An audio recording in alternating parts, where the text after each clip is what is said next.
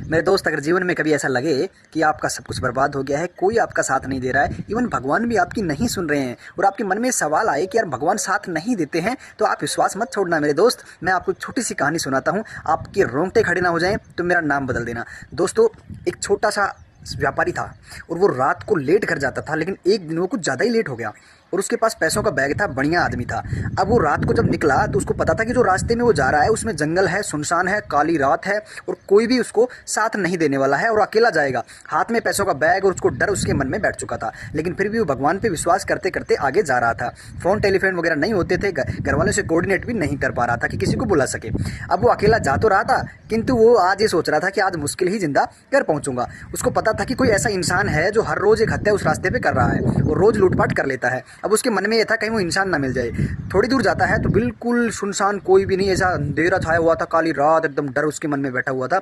और जो भी ये रात के जानवर होते हैं, उल्लू वगैरह, इनकी चहचहाने की आवाज़ आ रही थी, डर बढ़ता जा रहा था। और अचानक से उसके सामने एक आदमी आ जाता है, बड़ा खूंखार दिखाई पड़ रहा था, बड़े बड़े बाल और बिल्कुल साफ चेहरा नहीं था, ब्लर ब्लर सा चेहरा दिखाई दे रहा था। अंधेरी रात थी और साथ में उसने सिगरेट ली हुई थी। साथ जैसे उसके पास में आया तो वो रुका और उसको बोला कि मुझे माचिस चाहिए या फिर कुछ मुझे जलाने के लिए चाहिए, और वो उसको दे देता है।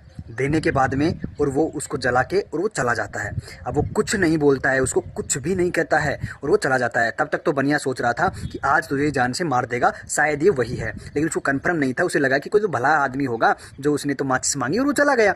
किंतु जब वो घर पहुंचा तो सुबह अखबार में एक न्यूज़ आई कि कल रात उसी रास्ते पे उसी समय, जिस समय वो आ रहा था, 11 से 12 बजे का समय था, एक आदमी की हत्या कर दी गई है और वो पकड़ा भी गया है जिसने मारा, और आज वो जेल में बंद है। और जैसे ही उसने अखबार में उस इंसान की फोटो देखी तो उसने पहचान लिया और वो डर गया, इतना तेजी से डर गया कि ये इंसान तो वही है और ये तो वही खूंखार डॉन है जिसने माचिस मांग के और चला गया। लेकिन इससे पहले तो मैं मिला था, इसने मुझे क्यों नहीं मारा? उसके दिल में इतना बड़ा सवाल पैदा हो गया और वो डरने लगा। वो सोचा कि अब तो इस इंसान से मिलना पड़ेगा। तुरंत निकला और थाने पहुंचा, जेल के अंदर पहुंचा, बोला साहब मुझे इससे मिलना है। जैसे तैसे करके उस इंसान तक पहुंचा, जेल में जाके बोला कि भाई साहब एक ही सवाल है और मुझे नहीं पता आप क्या है क्या नहीं है, लेकिन मेरा एक सवाल है, पहले मैं मिला था, मुझे क्यों नहीं मारा?